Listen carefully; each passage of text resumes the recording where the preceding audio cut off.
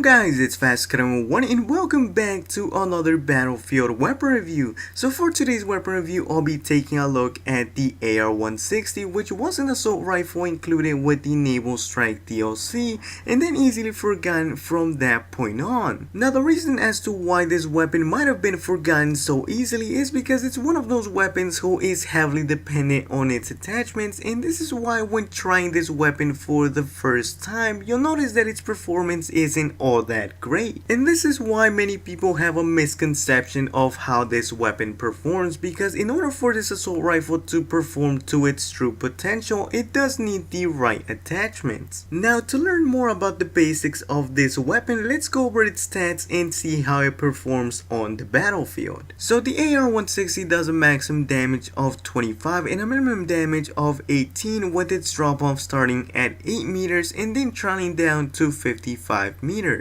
Its rate of fire is a nice 700 rounds per minute, and that comes with a very high muzzle velocity of 650 meters per second. Its magazine size is 31 rounds, and that comes with reload times of 3.15 seconds when fully empty and 2 seconds flat when one bullet left in the magazine. So that is about a second difference between the short and the long reload. And as for the recoil patterns, the AR160 pulls up by 0.5 and pulls to the left and right by 0.2. So as we can see by the stats of this assault rifle is that it's mostly designated for medium to long ranges. Now I personally prefer to use this weapon at medium to short distances, because even though it's meant for longer ranges, let's not forget that this weapon does have an average rate of fire, so this alone allows me to perform well in almost every situation. Now when using the AR160 at medium ranges, something you always want to do is burst fire to be the most accurate as possible,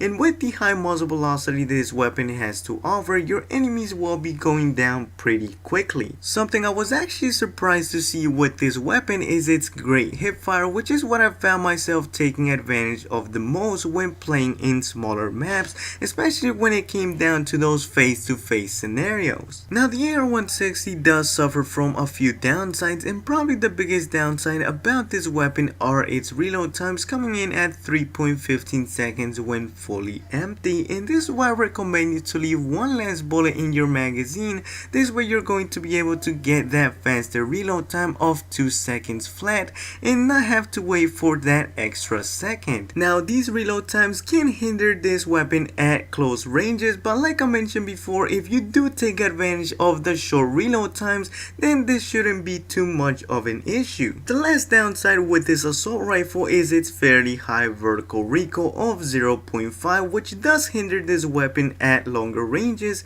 but since it is vertical recoil, it's a lot easier to deal with since you can add something like the muzzle brake, and that basically makes this recoil non-existent. So my preferred and recommended loadout for the AR160 would have to be the coyote sight, laser sight, muzzle brake, and the angled grip. Now the reason why I decided to add the laser sight to it is to help me improve my hipfire accuracy at close ranges, and as for the muzzle brake and the angled grip is to help make this weapon as stable as possible when going for those medium to long range targets. So yeah guys, this pretty much wraps up this video. Hope you guys have enjoyed it. Let me know in the comment section below what you think about the AR160. Do you like it or do you not like it?